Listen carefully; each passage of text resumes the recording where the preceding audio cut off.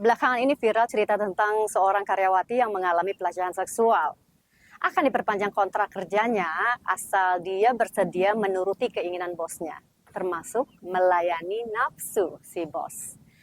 Terus terang saya makin khawatir, sudah sedemikian menakutkannya dunia ini.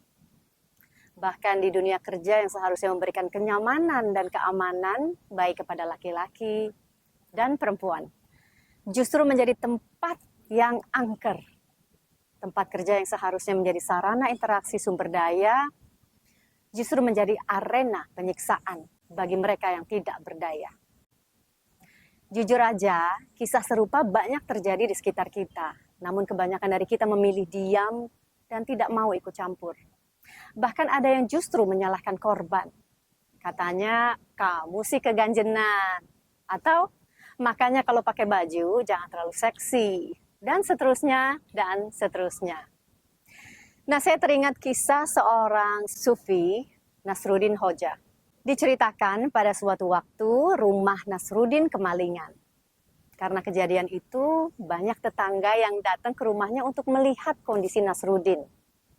Istri Nasruddin menyalahkannya karena ia ceroboh dan tidak mengunci pintu depan. Dan karena itu para tetangga yang berkumpul pun menyalahkannya. Atas tuduhan itu, Nasruddin menimpalinya dengan pernyataan yang membuat semua orang diam. Katanya, kenapa saya yang disalahkan? Bukankah ada orang lain yang lebih layak disalahkan? Pencurinya. Pernyataan Nasruddin sesungguhnya adalah pelajaran kebijaksanaan. Seringkali kita lupa inti masalah yang sesungguhnya dan lebih fokus pada hal-hal yang lain. Dan pada kasus ini, masalah sesungguhnya adalah nafsu mencuri yang jelas dibenci Tuhan.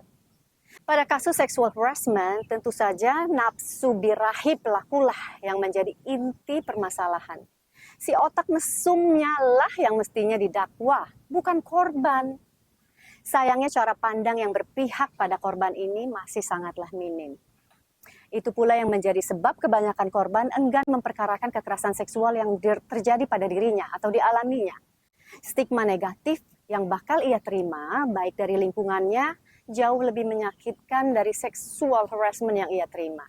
Melalui DM Instagram, saya banyak menerima aduan dari korban kekerasan seksual, mulai dari kekerasan seksual yang terjadi di lingkungan pendidikan hingga di lingkungan kerja. Bahkan ada kasus yang terjadi di perusahaan negara. Pelakunya direksi.